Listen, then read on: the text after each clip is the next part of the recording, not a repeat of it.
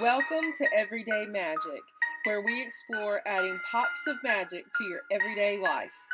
I'm Michele, shamanic energy alchemist and owner of Living Moon Meditation, where I help people find balance in their personal, professional, and spiritual lives. It's my honor to help you incorporate magic into your mundane life. Let's get started.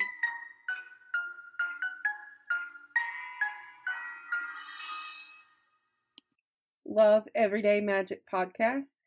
You can support it and me and help keep it ad-free by joining me as a patron on Gumroad. For as little as $7 per month, you can help keep me going. That's at gumroad.com/livingmoonmeditation. If you're not already on my email list, be sure to sign up at livingmoonmeditation.com. All of those links are in the show notes for you. And now for our featured quote. A spiritual retreat is medicine for soul starvation. Through silence, solitary practice, and simple living, we begin to fill the empty reservoir. This lifts the veils, dissolves the masks, and creates space within the feelings of forgiveness, compassion, and loving kindness that are so often blocked. David A. Cooper.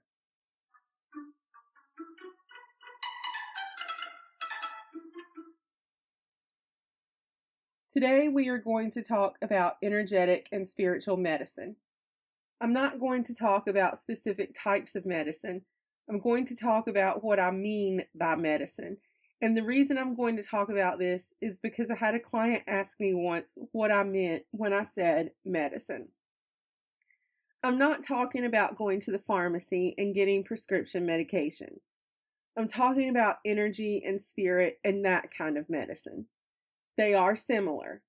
If you think about what medicine is in terms of going to the pharmacy and getting the prescription medication, then you can use that same idea in terms of spiritual medicine.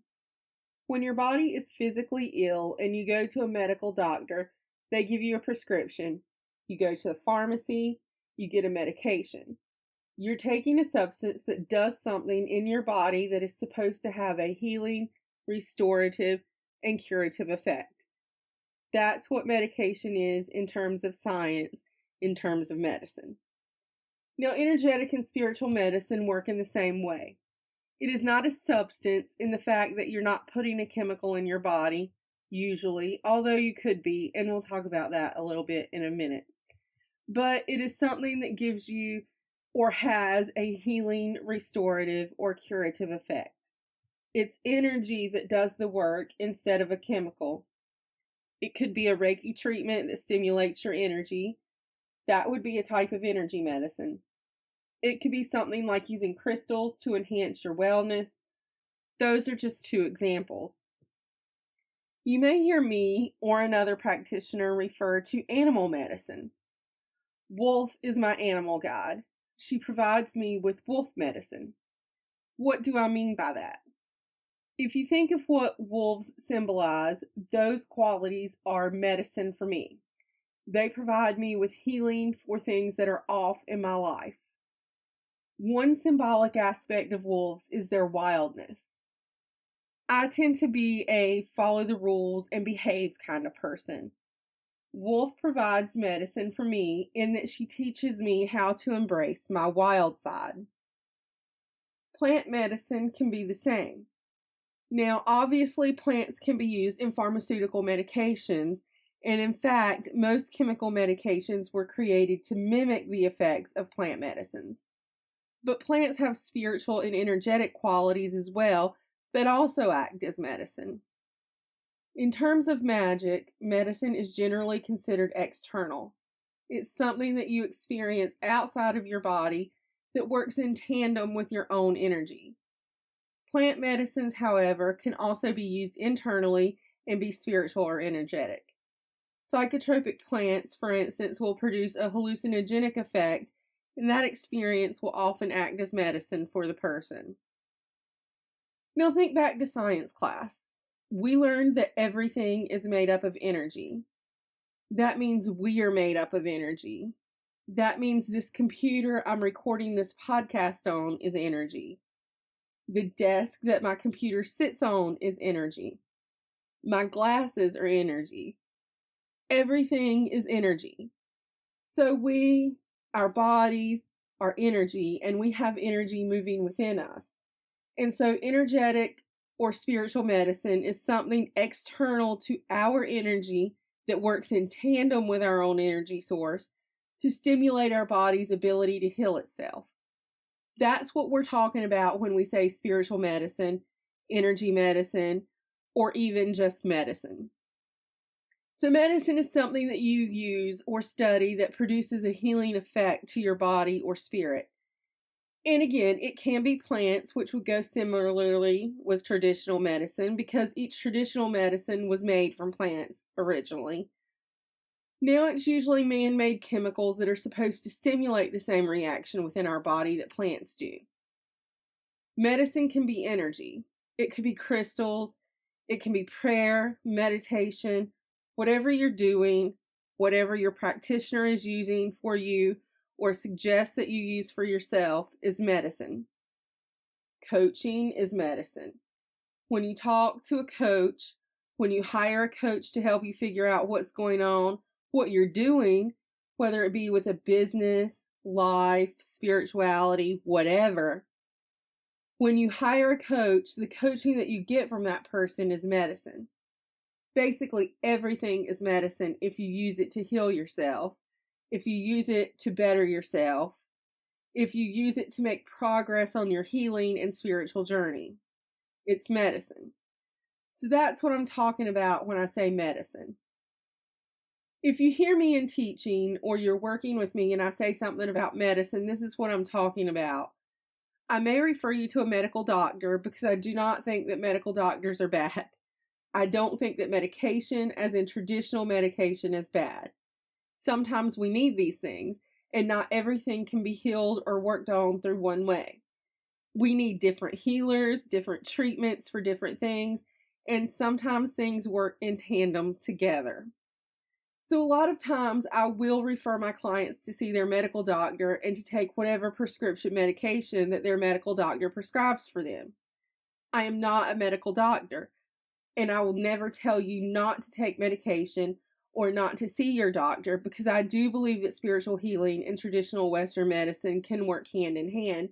And I am not here to tell you that an issue that you're having is all spiritual in nature and that if you just do X, Y, and Z, you'll be healed, because that's not how it works. And really, that's unethical. So I often refer my clients to see a traditional medical doctor. But if I'm talking about medicine in those terms, I will say traditional medicine, Western medicine, something like that. So normally, if you hear me talking about medicine, I'm talking about spiritual medicine or energy medicine, that external thing that works in tandem with your body, with your mind, with your spirit to produce or stimulate your body's own natural ability to heal.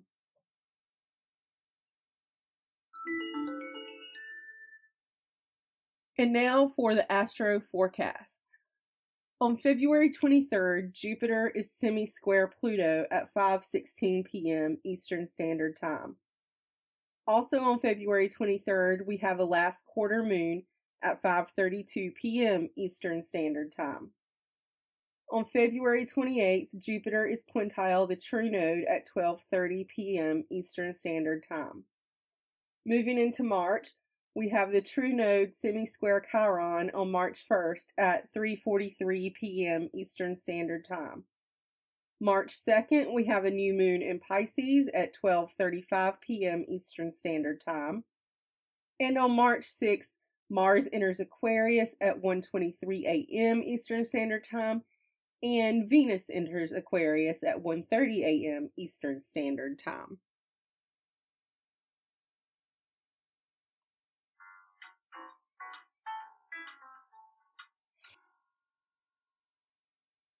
Our featured book this week is a nonfiction book that is not exactly woo at all, but regardless of your woo status, I think this book is one that everyone needs to read. It is White Fragility, Why It's So Hard for White People to Talk About Racism by Robin DiAngelo. It may seem from the title that only white people need to read this book, and that's not true. I don't care if you are a white person or a person of color. I think this is an excellent book that everyone should read. It's not very long, about 150 pages, but despite the brevity, it is very important in the society where we're living today. The author explains what racism is, what it's not, as well as why most people cringe at the thought of hearing that most people are, in fact, racist.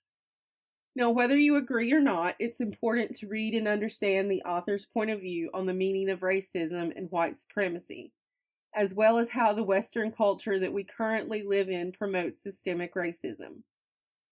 If you are actively seeking to better understand this topic, or if you haven't really given it much thought, I urge you to read White Fragility, Why It's So Hard for White People to Talk About Racism by Robin DiAngelo. Love Everyday Magic Podcast. I'd love to have you give me a 5-star review on Apple Podcasts or on your favorite podcast app. Want more magic with me? Join my free Facebook community, Bad Witch Society.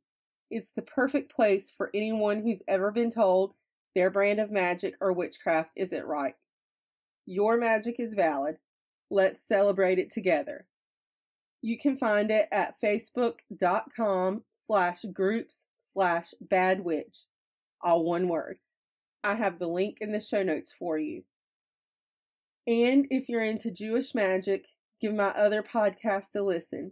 You can find Jewish Magic podcasts on the same platforms as this one.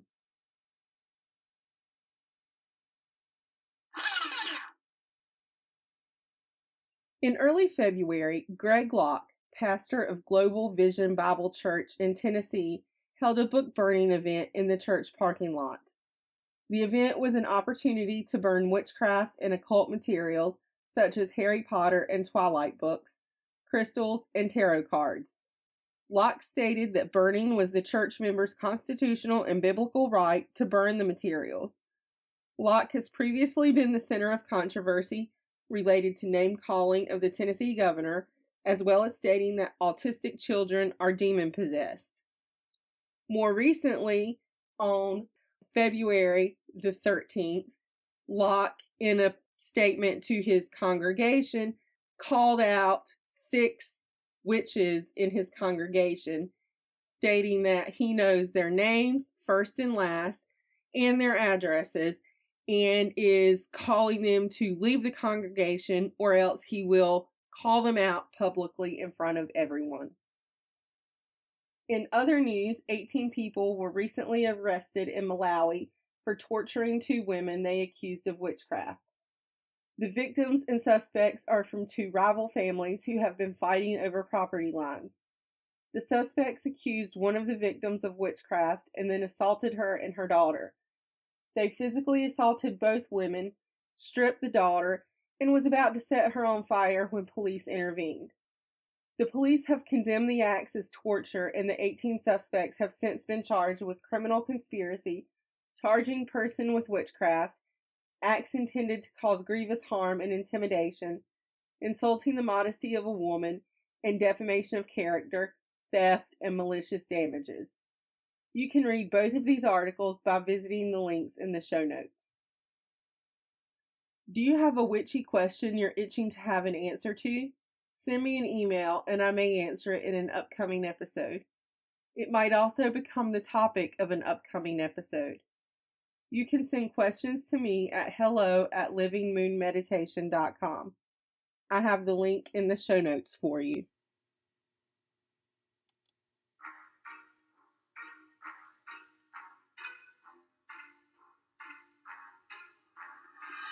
Thank you so much for listening to this episode of Everyday Magic. It's truly been my pleasure to talk to you today. If you liked this episode, or you think it will be useful for someone else, please consider leaving a review on your favorite podcast app. If you've got any questions, send me a DM on Instagram at Living Moon Meditation. Remember, it's all about real magic for your real life. See you next time.